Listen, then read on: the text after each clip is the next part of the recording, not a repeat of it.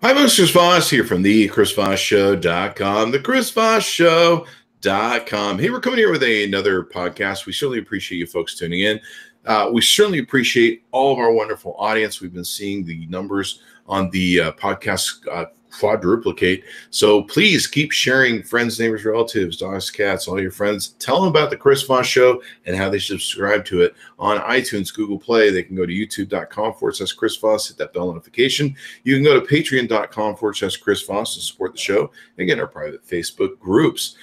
We are going to be at South by Southwest with a lot of wonderful sponsors, a company called Wander Safe, a company called Lighthouse, and one called One Law. You'll see some info on that on the chrisvossshow.com. So be sure to check out our coverage of South by Southwest 2018, if you will. My wonderful guest today, of course, as always, is Elaine Lindsay. She is an early adopter and lifetime learner for the past 17 years. Elaine Lindsay has been a speaker, trainer, strategist, and has studied web development, search optimization, social media, and video to learn the best ways to integrate and optimize your digital presence from the ground up. Her first foray into social media was in order to stalk her adult children. Creepy, but sane. Elaine very quickly saw the business applications for her web clients. TROOL Social Media is now Canada's premier Revealio augmented reality marketing distributor. She's also the host of BBP TV show since 2012. Bionic, not sure what that is, but we'll find out. 1% more each day. How you doing, Elaine? Welcome to the show. Well, thank you for having me.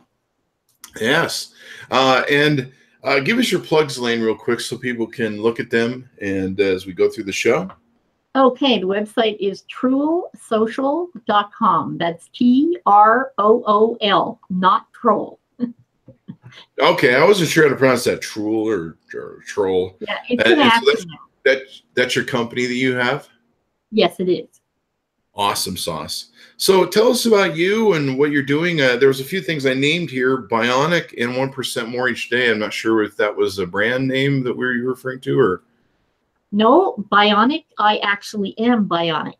I have a titanium half knee on one side. I have a titanium arm and I have titanium in my shoulder. So I'm actually Bionic. You're the $6 million woman. More. Yeah, the 1% more is about me pushing myself daily to try and get better. See, now that's so you're the $6 million woman then with your bionics. When you run, do you hear that sound from the $6 million man? I suppose if there was the possibility of running, yes, that might be. Not doing much running these days. I wonder if as I get older and start filling my body with titanium parts, I mean, that's really what I'm hoping for is the future. They're going to have regrowable parts for me. You know, I can go on Amazon and order myself a new kidney or liver and all that sort of good stuff. I'm hoping that's the future. You know, they'll grow my liver in a Jeff Bezos Amazon rat lab or something. I don't know, but that sure would be nice. You just order one up, especially after some of those nights of drinking that I used to do. So, Elaine, tell us more about you and what you do and how you got here, et cetera, et cetera. Well, it's kind of a long, weird story that I'll condense it very small. I was crushed between three cars when I was 20 years old, and it meant that for the next 10 years, I couldn't do an awful lot other than read. When you're lying down, you can't do a whole hell of a lot. Yeah. In the late 80s, we got a computer, and it opened up a world for me. So there was something else I could do with my mind.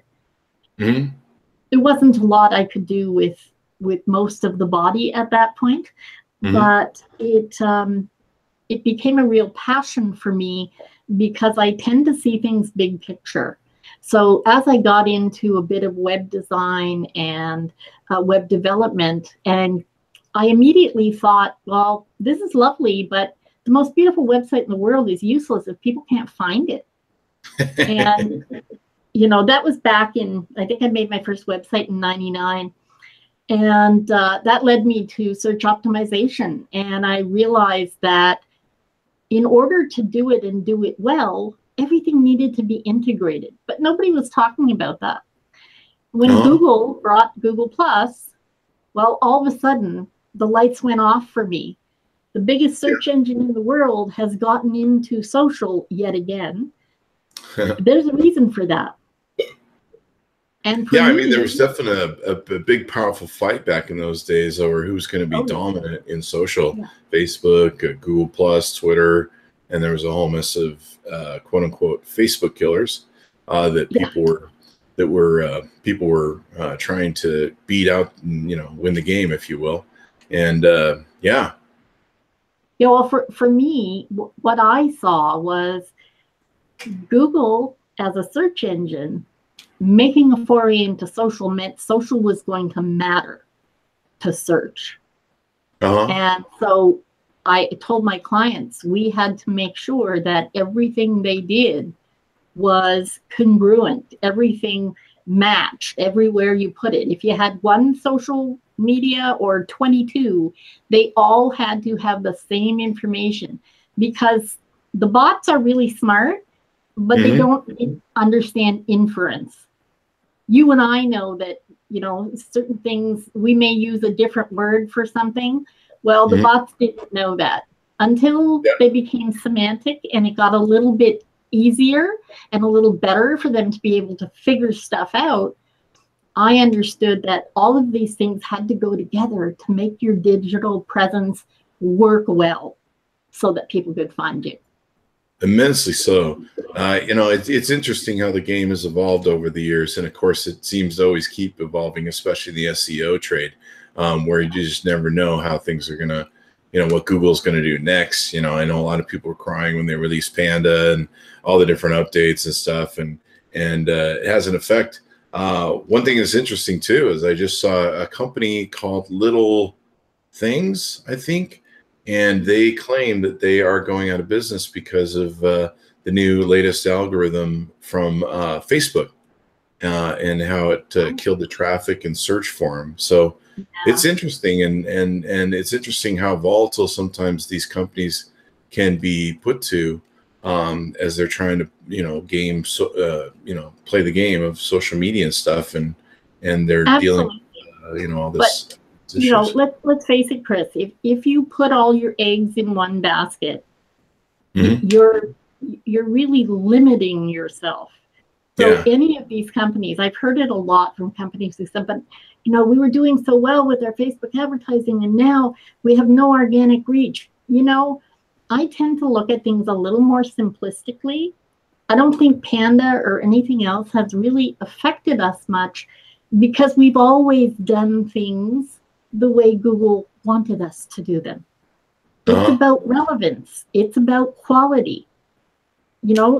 People have made it so convoluted. It's really, really simple. If you boil it down to what they're looking for, they just want to give the user what they want. If you keep that uppermost in your mind and stay on that track, you're going to have a lot less problems. Yeah. So what do you usually find with, what's the best way when you're a small company and you're trying to come up in the world with, get search results, you don't have a lot of money to spend. Do you have any tips that are good for people that they can take and invest in to take and be successful in search? Absolutely. The first thing you have to do, is, even if it's just a personal brand, if you're, Joe Smith and you have Joe Smith, the website, then you have to make sure that everything you put on your website, everything you do, follows your brand. It speaks like your brand. It's a story of your brand. Everything, including your images, need to be tagged properly so that they relate back to Joe Smith. Because everybody uses images. Google puts images all over the web. Yeah. If you tag that image, you file name that image with your company or your keyword, then you're the one that's going to be found for that. And it's going to help you quantify that relevance for Google. Yeah. One of the big challenges I have lately these days is it used to be I own Chris Voss everything, and I don't own chrisvoss.com.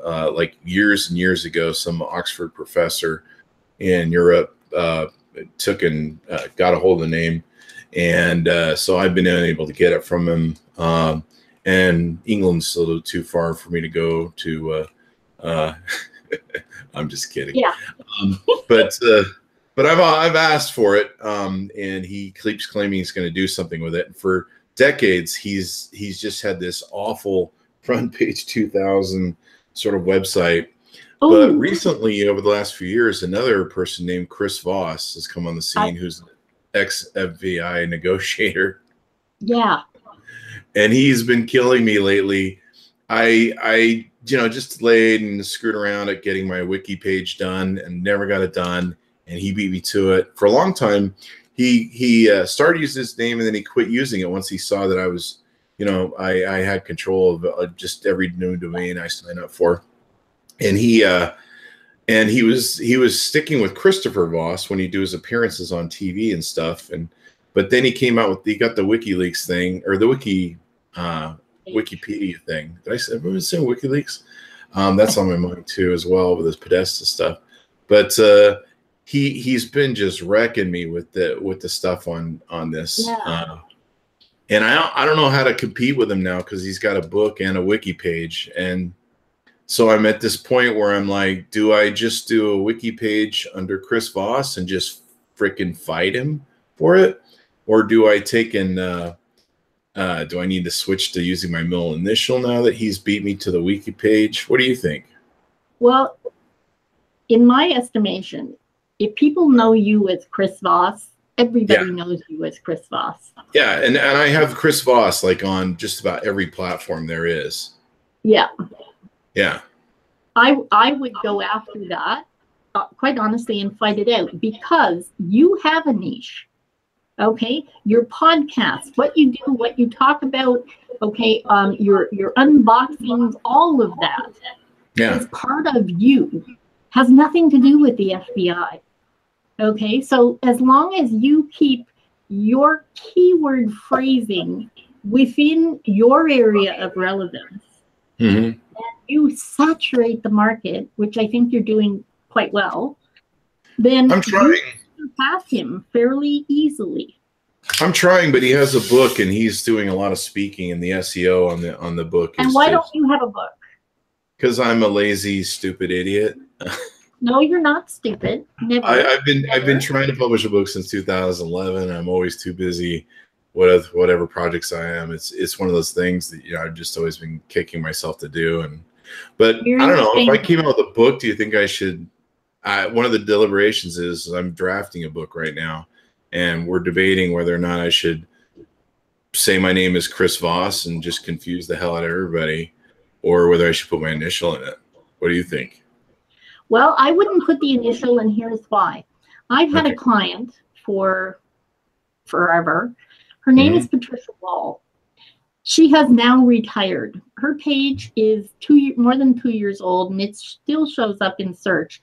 But she beat out a senator in America who actually contacted us a few years ago asking, what the hell are you doing? And how are you beating me?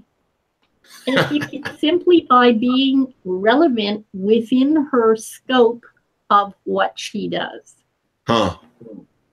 Yeah, I guess so. I'm just going to have to go for it. I really need to get a wiki page in, huh? That's I just, it's like you get so busy helping clients with our agency and, doing my stuff that, it's like when people call you up and they go, hey, your website, could look a lot better. I mean, are you really professional at this? And you're like, dude, I get paid a lot of money to work on other people's website. What did they say? The blacksmith's kids never have any shoes. Blacksmith's kids never have any shoes. I like that. Yeah. That's pretty much my neighborhood. Yeah.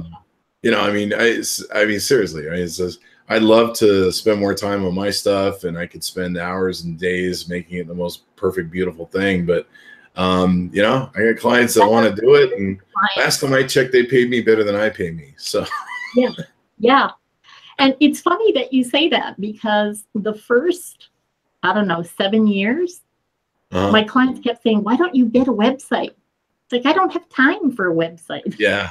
It's like, yeah, I'll get to that. But the fact is, when you're very good at what you do and you're serving your clients well, then those things do kind of fall by the wayside.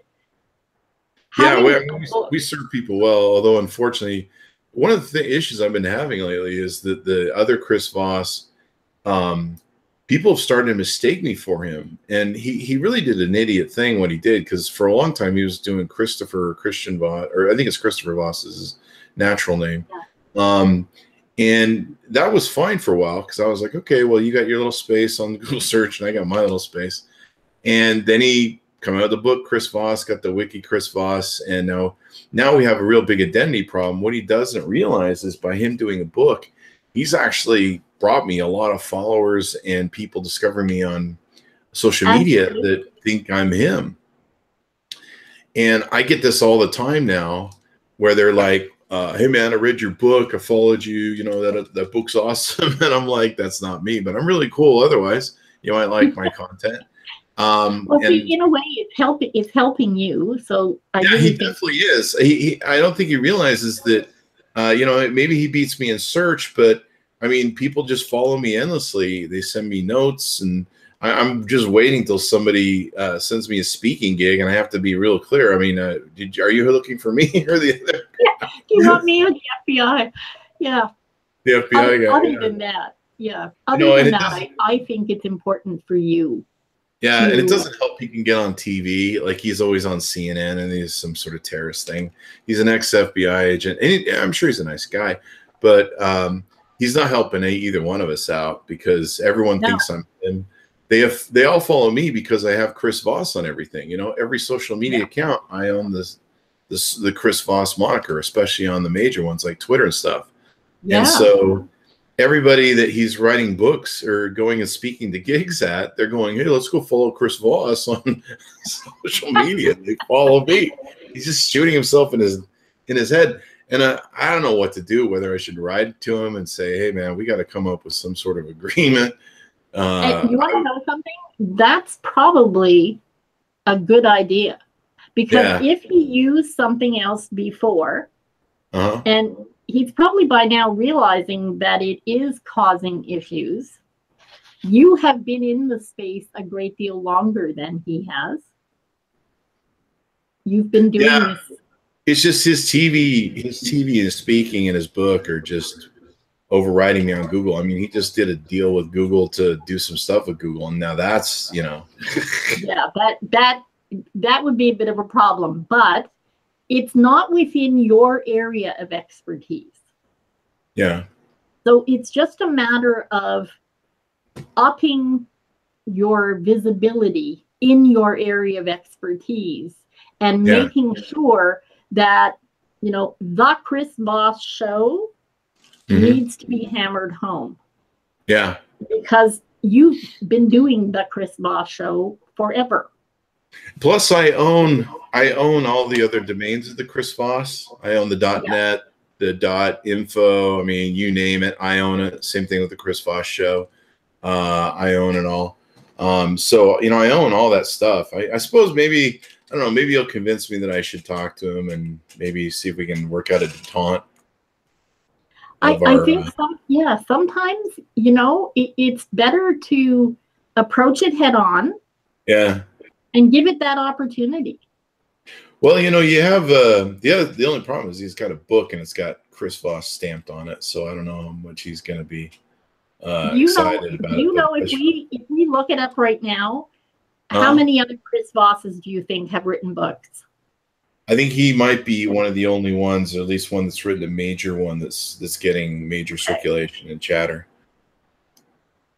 So I may have to employ some other SEOs. Like, you got some really good ideas there that I haven't employed, partially because I'm lazy. There's like a million things, that I know I should do. Like I had a call with a friend yesterday, and he was giving me some advice and counseling, kind of consulting. All these are friends. So, but he was giving me good advice. He's like, Chris, you don't do this, you should do that. And I explained to him, dude, I know that I should do all those things. but I only have so much time in the day to do it. And I'm working for other clients. So, yeah, I mean, I'd love to have the most beautiful thing in the world, but, you know, I don't think beauty is important. What I do think and what will make a difference for you is get a ton of reviews. Oh, reviews on the Chris Voss Show channels or something? Absolutely. Yeah, we're doing that on the podcast. We're picking up a lot of that on the podcast. Yeah. But you definitely want to have lots of reviews, lots of testimonials. Every page on the website needs some kind of social proof. And the more social proof you can put up there, the better off you're going to be. Your clients are happy with you. So just get them to give you a testimonial, and you can pepper them through your site. Yeah, I've had clients now for what, 7 years going on. So I hope they're happy with me. I imagine there's a reason they're sticking around. I think so. We try and make everyone happy and give them too much so that they're happy. But you know, what can you do? So there, you know, the big challenge with being a you know, a small business or someone like me. I mean, I'm sure a lot of people have a lot of problems. Like me, you know, they're running a small business. They don't have a lot of money. They're not, you know, they can't buy really super expensive high-end SEO guys that I've known and I'm sure you work with as well. And you know, they're just trying to get a leg up. And so there's a lot of different things they can do with doing their sites better and stuff. So any advice or recommendations you have, you know, that aren't proprietary, that are pretty simple, maybe some people can do? Well, simply what I just said applies for everyone. So testimonials, on every page of your website, there should be at least one testimonial. Whatever else is on there. One thing that's really important, and one thing that people don't realize, okay? The About page on your website, it's not about you. It's never about you. It's about what I'm a social media and I'm a complete narcissist. It's always about me. Yeah, it's all about us, but it's not. We just have ask to anybody show who them knows how me. we can help them. No, but you're right. All comedy aside, you're right. And it's quite a challenge. Yeah, it's the one thing I see most often on small websites, and that extends to social media profiles. You know, people that are on LinkedIn. Yes, okay, we want to know how good you are at what you do, but you're better off to let a testimonial say that for you. Let the customers speak for you. Just tell them how you can help them solve their problems, and they're going to want to come back to you over and over and over again. Yep. Because when you put the focus on the customer, when you truly are there to serve your customer, it makes a difference in your wording. It makes a difference in how you approach things. And that's how people get to know, like, and trust people. Because let's face it, people don't do business with businesses. They do business with people. Yep. It's all about experience and emotion and trust. And those are huge, powerful elements. And the other thing that I was talking about was images and making a point of having at least either your company name or your name or a keyword phrase in the name of the file, the actual, like the JPEG or the PNG or whatever. Don't leave spaces between things. Have a dash between words so that the bots can actually read it. Make it simple. The simpler you make it for the bots to take what you're giving them and understand how relevant you are, the better off you're going to do in search. Awesome. Yeah, I'm going to need as much help as I can. I've started to realize CES was the first show I went to where someone saw my name tag, Chris Voss. They stopped me and they go, "Are you Chris Voss?" And I'm like, "Yes, I am." And I'm used to, of course, being a rock star and going, "Yes, I'm Chris Voss." And he goes, "You're the FBI director or FBI, ex-FBI guy?" And I'm like, "Oh, man, seriously?" And that's when I finally had my aha moment where I went, I got to start doing something about this. I either got to get my book written. We're doing a lot of podcasts now. I don't know if that helps me much, but yeah, well, absolutely, that will help. Therein lies a whole book too, within your podcasts. What I was thinking is maybe burying him with multiple books. Like I publish a whole series of smallish sort of books just to bury him. But I don't know. Maybe I should write him. I've thought about contacting him for a long time, and maybe I should write him and say, "Look, man, we got to work this out," because I'm kind of getting irritated with all the messages I get now with oh, hey, I read your book. It's really awesome. It's just like, no, it's not my book. I'm really cool. But the fact is, you're in two different niches. So, working this out in a way that's going to benefit both of you isn't going to hurt him at all. Yeah. I don't think it will. I think for some reason he just figured he could all of a sudden flip that switch on me, and I'll contact and try and work him out, and then if he won't work with me, I'm just bury him. One of the reasons I bought the other Chris Voss. That's not the attitude I want you to take. Well, I mean, not bury him like as in like violence. I mean, bury him as an SEO. No, you're going to go into this knowing that you're going to work it out. It's all going to be great. I tend to be a bit of a Pollyanna, so it's just who I am. It's good to be positive. Well, yeah, I'm a little on the extreme side of positive. If I went into a room that was filled with horse shit, I'd start digging because there'd have to be a pony in there somewhere. Oh, you gotta love it.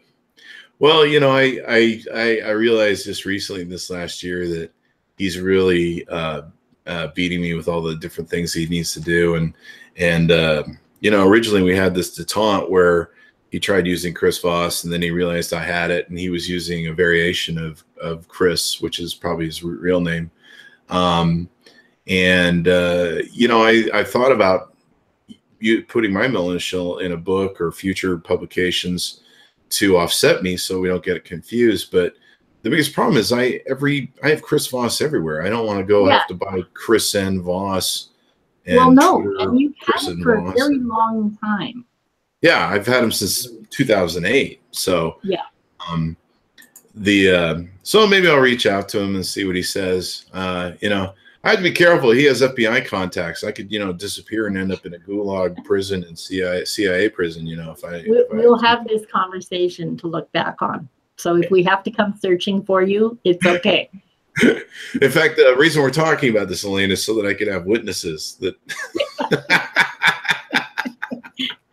Oh dear Lord, does that make me? Anything happens to me, audience, and suddenly the podcast stops and no one can find me and know what happened. It's like, oh no, what happened? He pissed off the FBI negotiator, Chris Voss. Well, it's two Chris Vosses enter, one man leaves. Maybe that's what I should do. I should invite him to a duel. We can have a duel to see who gets the name Chris Voss. Who gets the name first? I'm wondering why he changed it. I noticed I had seen him put up his Wiki page, and I've been being lazy at not putting up my Wiki page. Probably somebody told him, "Hey, put the Wiki page up, and you'll control the name, and then you'll just be able to dominate." And he did it, and then like a lazy, stupid idiot, I remember booting it up a couple times to make my Wiki page, and I really just, you would think if someone as narcissistic and egotistic as me would love to talk about themselves, but I just kept looking at the page going, oh God, I'm sick of myself. And I really don't think anyone in the rest of the world really cares. That was back in the clout days when they were saying you should, do that for clout purposes and stuff.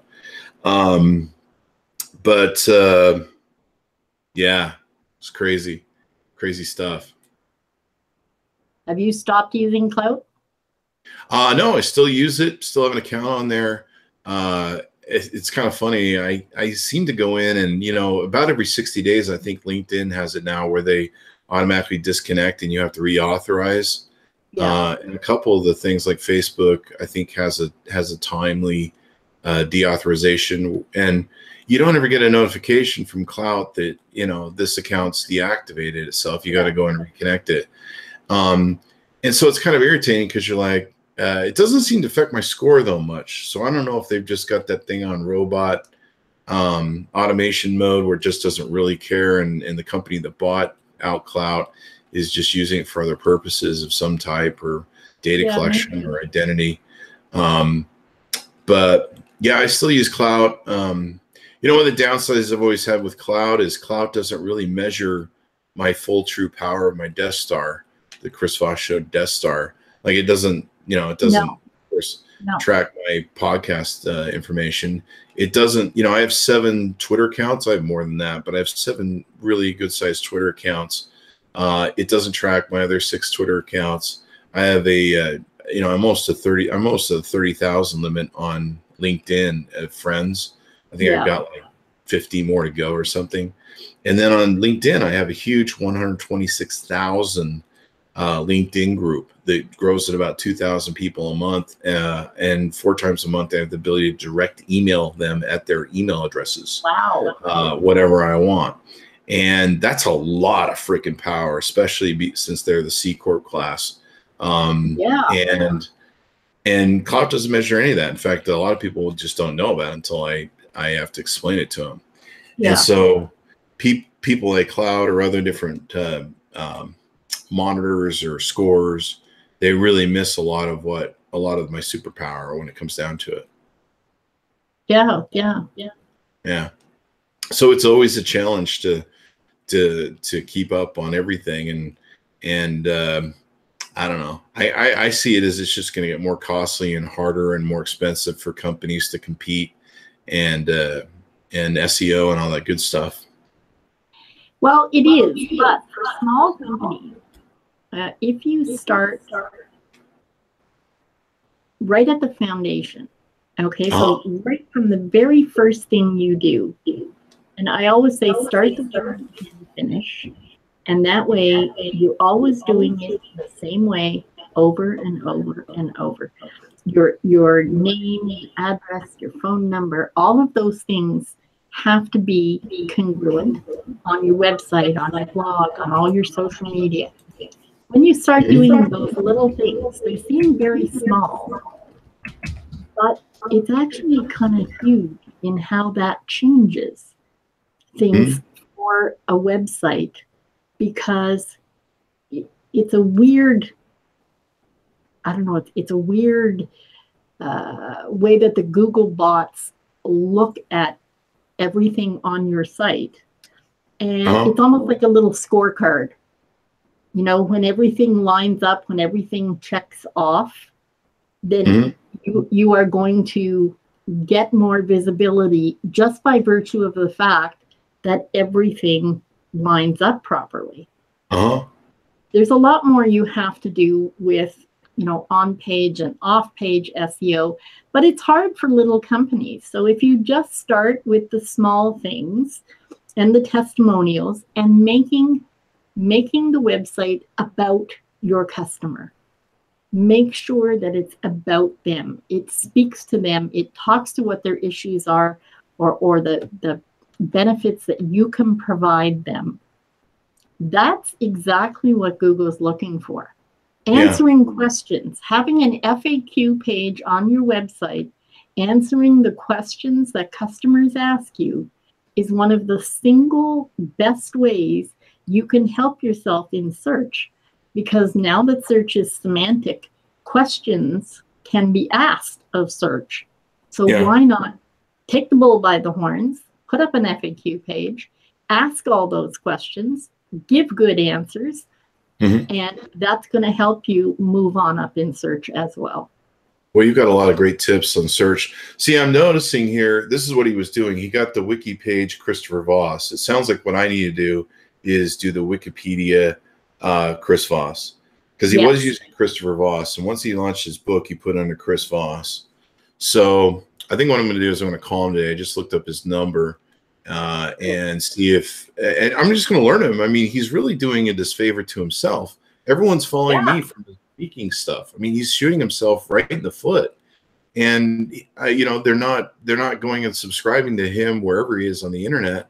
They're subscribing to me, which is, you know, that's why I've kind of put this off a little bit, because I'm like, well, this is kind of nice. Because a lot of people don't write me and say anything to why they follow me. They just follow me. And so I'm like, wow, you know, I got a whole mess of followers now. And then, but, you know, every now and then I get this message on LinkedIn or Twitter saying, oh, I really love your book. And I'm like, that's not me. Please don't, you know, I don't want to be accused of nothing like him. No. And, but yeah, it looks like what I need to do. Do you recommend hiring somebody to do a wiki page for you, or is it better just to sit down and? Yeah, I suggest, it's hard sometimes to go outside of yourself. Yeah. You're better off to hire a really good copywriter, give them all the information, and let them put it together. It makes much more sense. Writing about ourselves can, even when you're a narcissist, can be very difficult. Yeah, plus I have those areas in my history with, you know, prison and dead hookers and, you know, bodies and, you know, stuff that I really don't want anybody to find out about. So I'm. Don't we all? Yeah, we've all done prison. So there's. But you know, it's the other thing I wonder about too is, like, with a Wikipedia page. Like, I recently saw one of the trolls I know. She got in trouble with the New York Times, and within, I don't know, half an hour, they had documented the trouble she gotten in on her wiki page. And I'm like, that kind of sucks. So if I ever piss anybody off, they can go, well, I'll show you, Chris. I'll go pee all over your wiki page. Yeah, all of these things are really double-edged swords. Yeah. Because as much as it's wonderful to be everywhere and be seen and you know, be known, it's something you really have to make a choice. When you get into social media, you have to make that choice of, are you going to put yourself completely out there? Are you, as a business, going to be an open book? And for a lot of people, that's really scary. I'm fine with all of it, as you know. I think we've been friends for years and years. Yeah. But, you know, if you're a troll, you can't come change my about page on Twitter and Facebook, LinkedIn. Thank God. Thank God. Thank God. Chris Voss, stupid idiot. And I'd just be like, well, that's probably close to true. One thing, though, that is, you know, kind of a bonus and kind of a problem for people is the Google My Business page. The Google My Business listing is a great benefit to small business. But you really have to monitor that page, because people can always suggest an edit. They can change your hours. They can make all kinds of stupid suggestions. You see this on Facebook as well. People suggest a different category for people or what have you. Facebook gives you X amount of days, and then they'll just change it if you don't respond. You have to really pay attention. But having a Google My Business listing, if you have a bricks and mortar business or you have a specific service area, that gives you control over the right-hand side of search. And if you're on the right-hand side of search, no one else is. And we are North Americans. We read from left to right. So when you look at a page, your eye will automatically go to the images that are on the right. Google My Business listing is the single best bonus Google could ever have given small business. I really liked Google Plus. In fact, I still post all my articles and everything in Google Plus, assuming that it does help it get in SEO quicker. Is that still true? Absolutely. Absolutely. All my clients, that they know that that's part of the process. You must post on Google Plus because it's important. I mean, it just makes sense. They are the biggest search engine in the world. Most definitely. So, yeah. So if they're going to keep a feed going, then it makes sense for you to add to that feed, because it will ultimately add to your relevance as well. Yeah. Well, I guess I'm going to talk to this guy today and say, hey, man, you're shooting your own self. I mean, shooting his own self in the foot. I wouldn't do that. You know, I mean, here you go out and you promote, and you just ended up, everyone goes and follows you on the things, you know. And it may not have been something that he thought through at the time. He may not have. I just checked, and the Wikipedia page for him is Christopher Voss. Okay. And that was back when he was doing that. So he actually doesn't have the Chris Voss Wikipedia page. So it sounds like I need to bang that out. So, yeah, you need to hire a copywriter when we're done today. Most likely. What does something like that cost if you're just doing something basic? What's a good price range, do you think? Probably a couple of $100. That's not bad. No, you can get a decent wiki page done for just a few $100s. Because I remember going into their systems to design it, and it's definitely a pain in the butt to fill it all out. And that's one of the things that dissuaded me a long time ago. Was I was like, this is really a nightmare. So yeah, I'll have to do that. I mean, SEO is so important. I mean, I never really worried about it much, and then suddenly there's been this rise of Chris Vosses everywhere. I'm like, where do these people come from? I was supposed to have a name that no one really used much. Yeah. You know, like I have a client who is named after a famous. He's named after a famous. Well, he's not named after, but he's named in similar to a rock and roll star. Oh. So he's screwed on SEO. It's just battle. This is a complete battle. When somebody already famous has your name. Yeah, like hugely famous. So so yeah, you just have to kind of go, well, I just changed my name at that point. I don't know, or use your middle name or something. Yeah. I mean, God forbid your name's Smith or Young or some sort of thing, you know. Yeah. There's that. To go back to small business, what else they can do? Everybody freaked out in January when Mark Zuckerberg said that, you know, they were going to eschew business and make it all about friends and family, and he wanted to leave a great legacy for his child, and you know, that's all commendable. But for all the little businesses, it's really simple. On your page, if you're engaging with the people that are there, make yourself a group and really make it easy for everyone to engage. When you're talking and engaging with people, then for one, you're going to be seen more often in the feed, because that's how Facebook works. And two, if that was how you always worked, the changes are not going to affect you. They're not going to stop people that are actually working at engaging with their groups.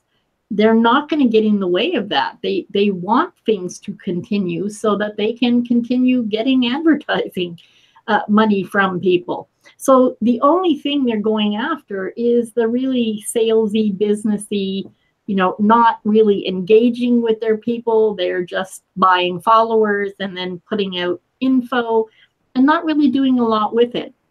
If you're a small business who understands the value of your customers, you can have a group of a few hundred people that are so engaged, you don't need anything else. It's not about the 10,000 or the 50,000 for a small business starting out.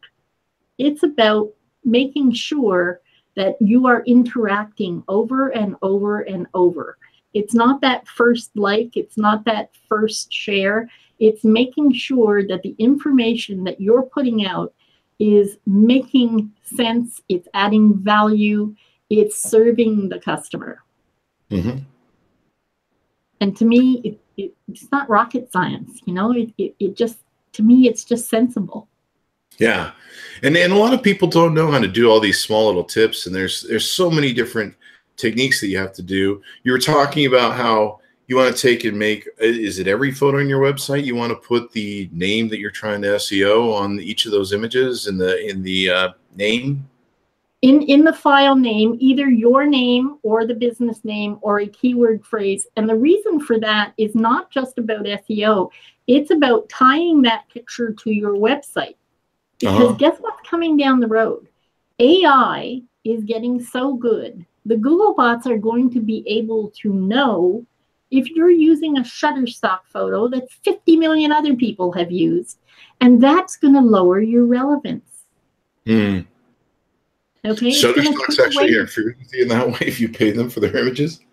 Yeah, Shutterstock. Sorry, they're going to hate me, but wow. You're better off to have a picture you took on vacation, or get a group of people together and put together a business setting that you can use. Small business, people want to see kind of behind the scenes.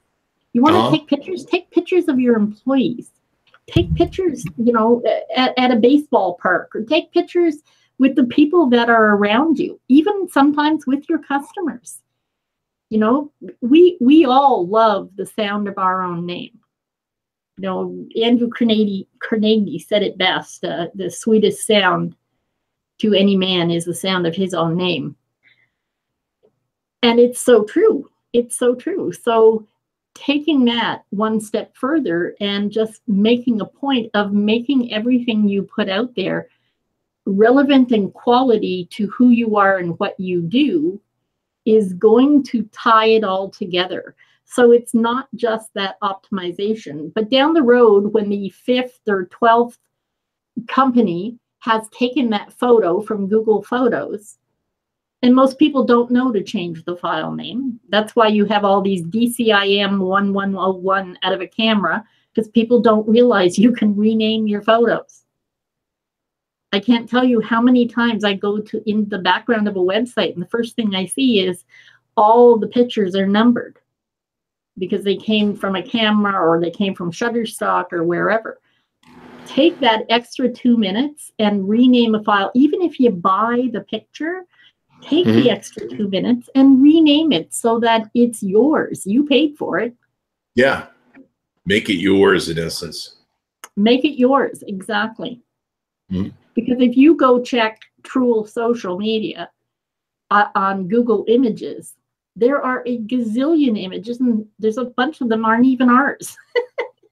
Yeah, and then Google says a big Google Photos sort of search database. So yeah, I can see why that really does make sense and stuff. Yeah, and it's just it's a common sense tip that, I was immersed in this stuff for so long before there was social that, it just kind of all went together. And for me, it's always been about that integration. Yeah, most definitely. Most definitely. So lots of good advice here on what we can do for social media. And of course, I guess you've probably got a lot more for your clients and people that want to learn more about social media. So where's a good place they can find you on the interwebs and link to your accounts and stuff? Well, TROOLsocial.com. Or you can simply type in Elaine Lindsay in search, and I guarantee you I come up. Cool. Awesome. So everyone be sure to check her out. We certainly appreciate Elaine coming by today. Thanks to my audience, of course, for always being here and sharing the show with your friends, neighbors, relatives, all that good stuff. Be sure to tell them to go to iTunes, Google Play, go to youtube.com/Chris Voss, and also go to patreon.com/Chris Voss and support the show there. We certainly appreciate everyone once again tuning in, and we'll see you guys next time. Thanks. Thank you. All right, Elaine.